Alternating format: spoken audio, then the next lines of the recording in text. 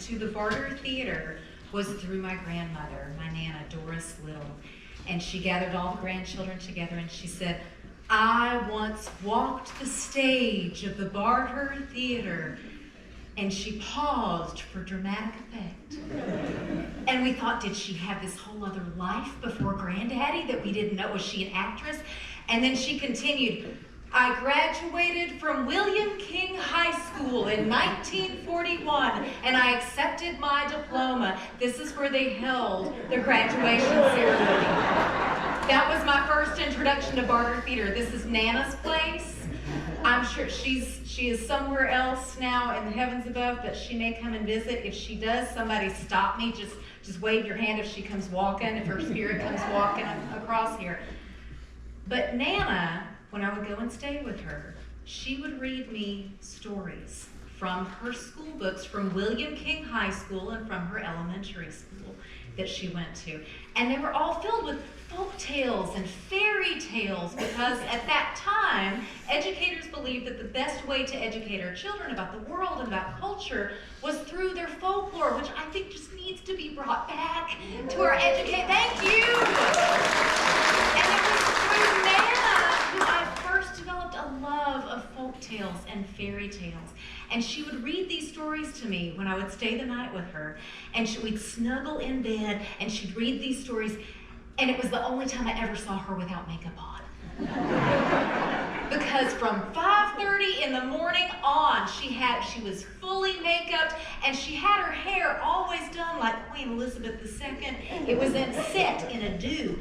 And she had this pink pick with metal tines and she'd pick her hair into place perfectly all throughout the day. The one time I saw her without makeup was when she would read me those stories. But it wasn't because she always wanted to look her best. Looking best was important, but it wasn't always about looking her best. It was about giving her best to others.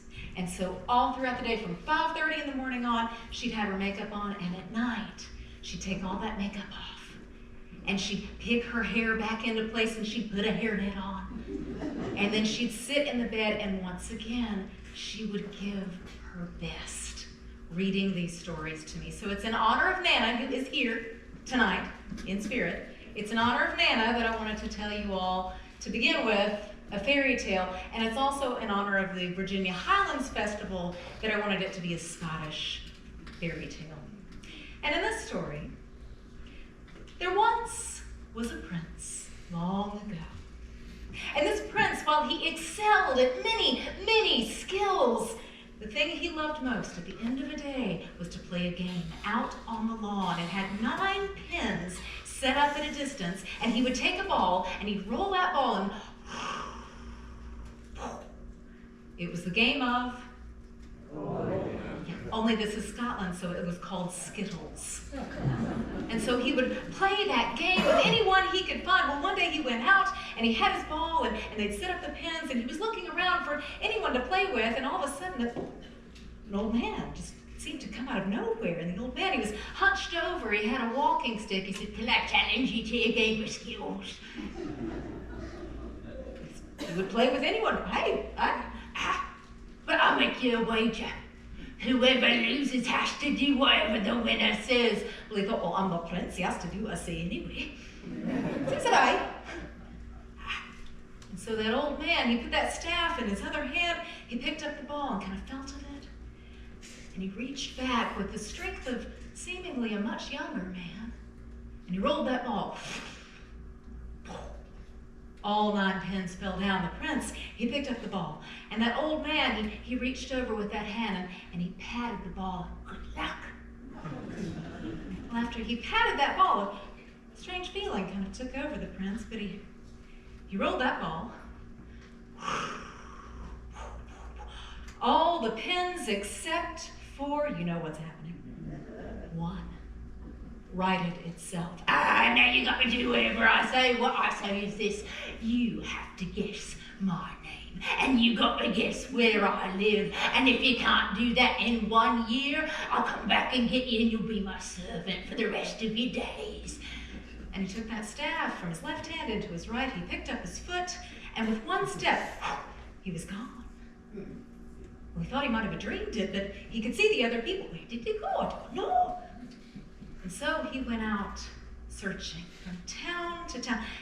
Have you seen a man? He carries a staff and he's got a hunch on his back. No one knew until finally he came to an old man. You've seen Greensleeves. And I don't know where he lives, but I tell you how you can find out. And the old man, he brought the prince a pair of shoes, boots, and another ball. He said, you put the shoes on your feet, and if you roll the ball, the shoes have to follow the ball. Now, you roll that ball in the direction of the river Uji. That's where the 3 daughters of Greensleeves, they come down disguised as swans. And they light on the bank of the river Uji, and they take off their swan skins and they dive in to take their bath. You go there, you ask them, and they'll tell you where Greensleeves lives. So he took that ball, put on the shoes, and he rolled that ball in the direction of the river Uji. And the shoes just took right off, and it took him 200 miles until he landed right there on the banks of the river Uji. And he could see those 3 beautiful white swans coming down. Well, he hid behind some bushes. He could see that the first 2 swans were perfectly white as they came down, but the 3rd, she had blue on the underside of her wing, massive wings. They came down and they took off their swan skins and they went into the river. And as soon as they went into the river, he crept out from behind that bush and he took that swan skin that had the blue wing and he crept back. First girl, she came out, put on her swan skin. She flew off. Second girl, she came out, flew off. The 3rd girl, she came out. And she dried herself off and she went looking around and she saw the boy holding, did you take my swan skin? I took it, and I'll never give it back until you tell me where your father lives. Well, I could fly there and show you, but I've yet to meet the man who could keep up with me. And he remembered that he had that ball of shoes. He said, I might just be the man to surprise you. And he took that swan skin and he threw it in her direction. She caught it. She put it on. And with her swan eyes, she looked him up and down. And she liked what she saw. Well, come on then. And she took off and he took that ball.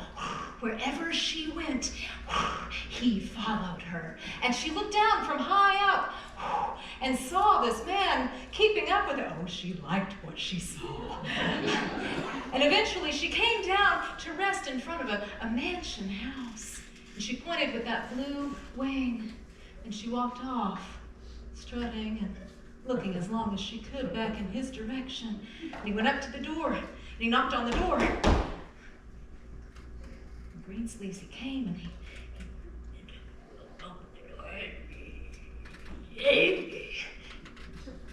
I've come to greet you at your own door, Greensleeves. Now I will no be your servant.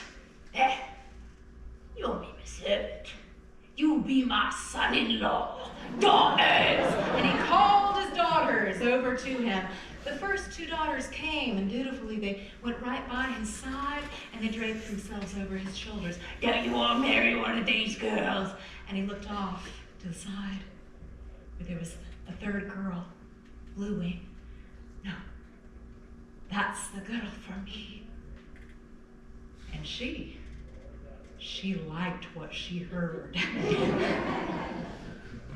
But wedding commences. They had the wedding and they had the celebration feast. And at the feast, as they were all raising their glasses in a toast, the prince, he raised his glass. He almost brought it to his lips. And Blue Wing, she stopped him. No, it's poison.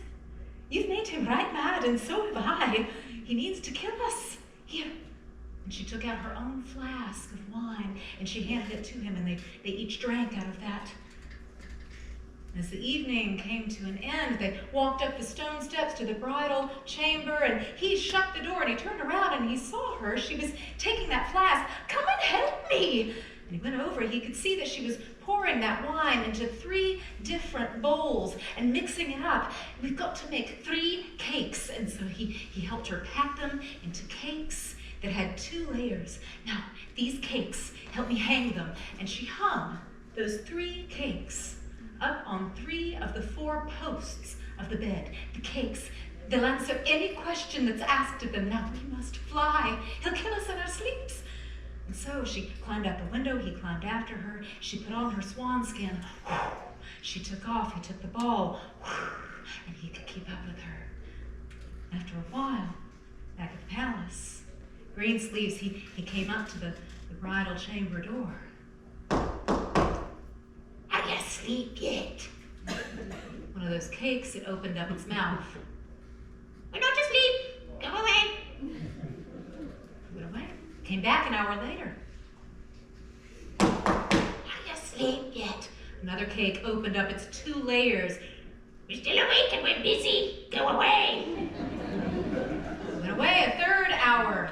Are you asleep yet? The 3rd cake opened up its 2 layers. Blue Wing and the Prince are miles away. He was furious. And so he took his own boots. They were 7 league boots. With each step, you could step 7 leagues in any direction you chose. That was how he seemed to appear out of nowhere when he had come to the Skittles game with the prince. And so he began to chase after Blue Wing and the prince. And Blue Wing, from up where she was, high up, she could see. She came down on the ground. He's catching up with us, and there's no way that we can go any faster than he's coming. What you must do, go climb up that hill. He looked up the hill. It wasn't a hill, it was a mountain. Those of you who've been to Scotland, you know. You climb up that hill, and you'll see at the top, you'll see there's a nest. You take one of the blue eggs that's in that nest and you throw it at him. If you hit him, we'll be done for certain. And she flew up into the branches of a tree to rest. And he took that ball and he tried to roll it up that hill mountain. But what happens when you roll a ball up a hill? It comes right back down. And he rolled it and it came right back down. Finally, he just gave up and he went on his own steam up that mountain. And he could see coming with each step 7 leagues. He came up to the top, he saw the nest, he got the egg, and he looked down and he said to Greensleeves, now let's see who wins at Skittles. And he threw that egg, and it burst right on Greensleeves' chest, and he tumbled back down that hill, and when he hit the ground, he became a pile of ash. And Blue Wing, she blew that ash to oblivion. She lit down beside her prince. She took off her swan skin. And they traveled home together. For they lived happily to the end of their days. And they had many children who all had blue eyes, as blue as the underside of Blue Wing's wing. Eyes almost as blue as mine. That's the Scottish story of Greensleeves.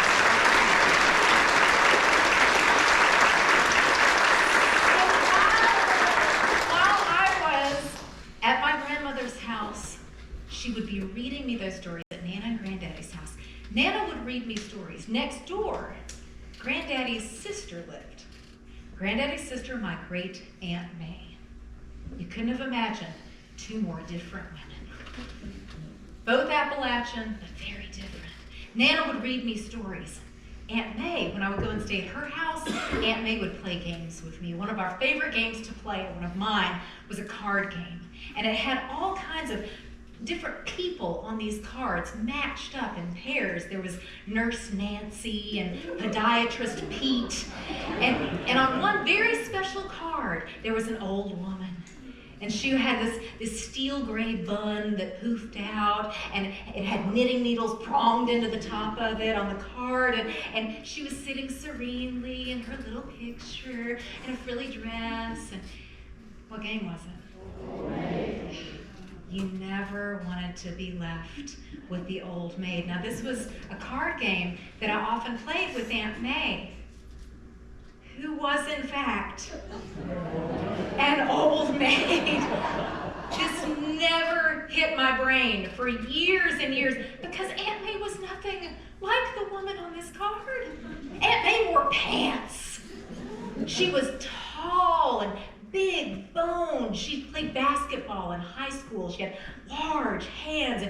And in the summertime, she would wear one pair of polyester pants in her house and her hair up in curlers and nothing on top but her bra.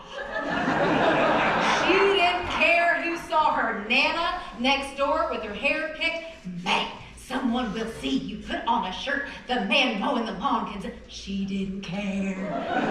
I loved Aunt May. That was in the summertime. In the wintertime, she put on a sweater and she put on a pair of those polyester pants and she put on another pair of polyester pants right on top. It's cold in this house. She lived in a beautiful 2-story 1930s house. And she would abide by the Appalachian custom that some of you all may know. She would hang a sheet over the staircase to I'm seeing some nods, to trap the heat downstairs because she had single level living at that age. She was in her mid-70s at that point. And so she had that sheet hanging to separate this first floor from the second floor. This beautiful 1930s white wood house with a tin roof that sounded so good in the rain.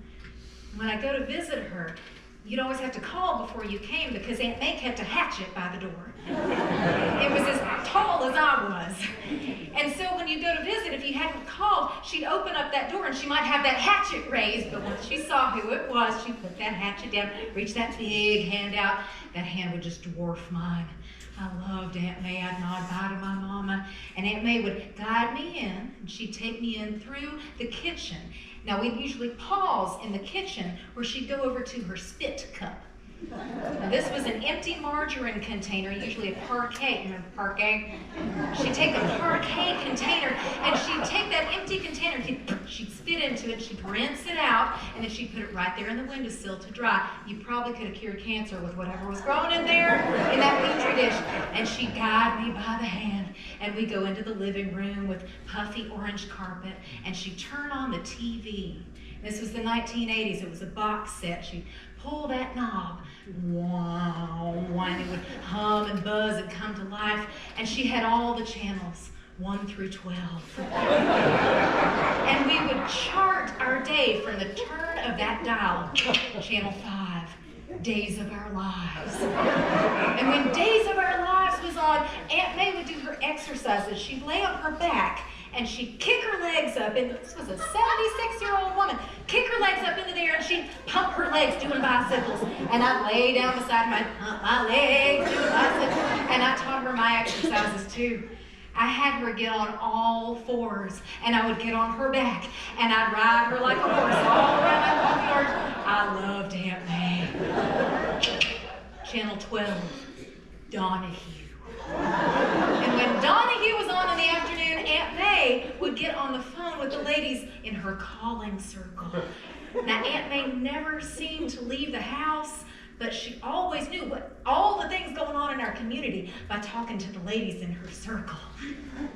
And while she was on the phone, I would take this old powder box. All the powder was gone out of it, but when you raised the lid, it smelled like gardenia still. And she'd filled it with old buttons that had come off those polyester pants and off of her blouses.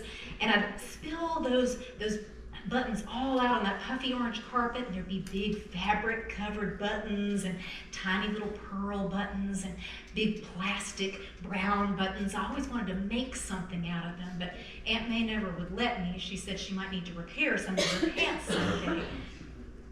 And Aunt May's button collection never seemed to grow, because Aunt May never seemed to buy any new pants. But I'd play with those buttons, and behind me would be that sheet. And I'd wonder what was behind that sheet.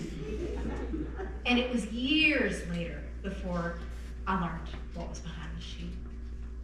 I grew up, went off to college, and Aunt May got older, and eventually she needed enough care that she had to go to a nursing home. And when she left that house, the whole family, we gathered in that house. And my grandfather, he took his hand and he took that sheet down. And we all walked up those steps, and I finally saw what was behind the sheet. I I climbed upstairs and I saw beautiful antique furniture, hand-carved bedsteads and tea sets and more buttons that said, "I like Ike." Aunt May was the custodian of most all of our family heirlooms. But like most women in her generation, she had never been financially independent. She lived downstairs from those treasures and wore doubled up polyester pants. The last time I saw my Aunt May, she was in the nursing home, and Nana and I went to visit her. And as we walked down the hallway, there was a man in a wheelchair, and he reached out to grab my arm, and I kind of shied away from him a little bit. And as we passed by, Nana leaned over to me, and she said, "He probably didn't mean any harm. It's just that people in here don't always get a lot of visitors, and he was probably just lonely." And I was glad we were going to see Aunt May. We walked in the door, and Days of Our Lives was on. And she was just getting off the phone with one of the ladies in her calling circle, and we sat and we talked for a long time. And when the visit was over and it was time to go, I leaned over and she was sitting, and I gave her a big hug. Those big bony arms went around me. It felt so good. And I pulled out of the hug, and she held on to my hands. And she said, "Don't forget about me." I never will. When I was young, Old Maid was a card game, one that I usually wound up playing with my spinster aunts. But Aunt May, she wasn't the woman on that card.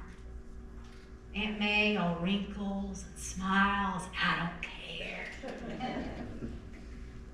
Aunt May was one of the most beautiful women I have ever known.